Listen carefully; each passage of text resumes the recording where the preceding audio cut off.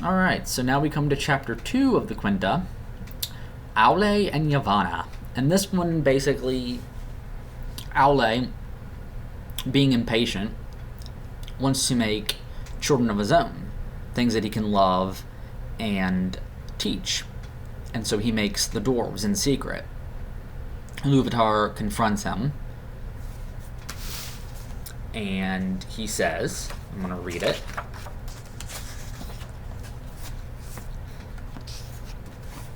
Why hast thou done this? Why dost thou attempt a thing which thou knowest is beyond thy power and thy authority?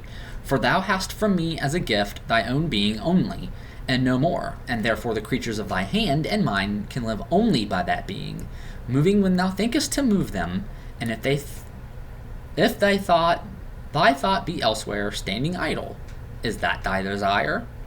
And Aule says, no, I didn't want such a thing. I just wanted things other than I am. Something to love and to teach. And so he picks up a hammer to kill the dwarves, to destroy them. And Iluvatar says, the dwarves are flinching. They're like, we're gonna be killed. And Iluvatar tells them the gift was already accepted.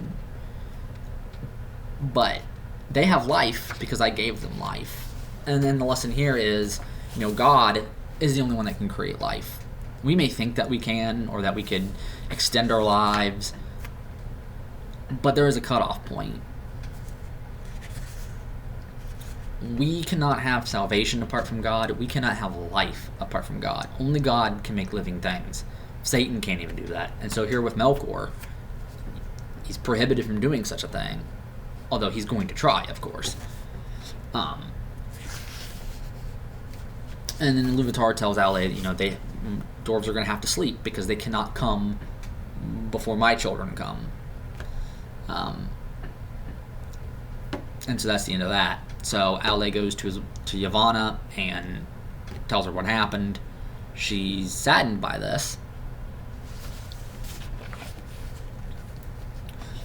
And she says to him, they will love first the things made by their own hands, as doth their father. They will delve in the earth, and the things that grow and live upon the earth they will not heed. Many a tree shall feel the bite of their iron without pity. And Aule says, hey, the children of Iluvatar are going to be like that too.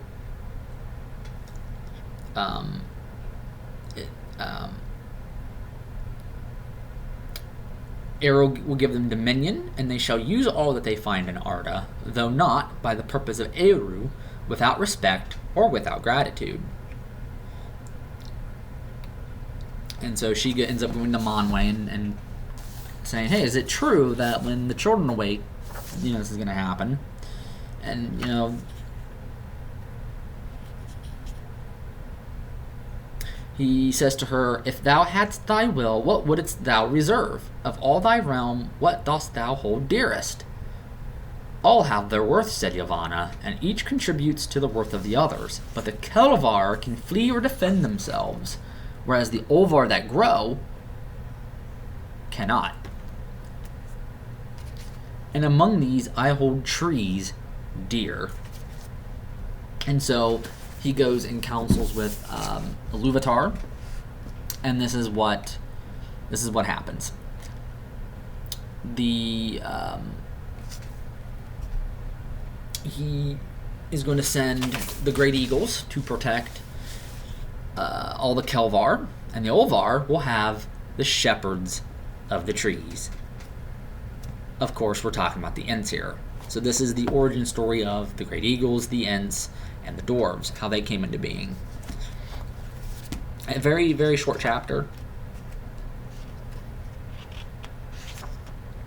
And there it is.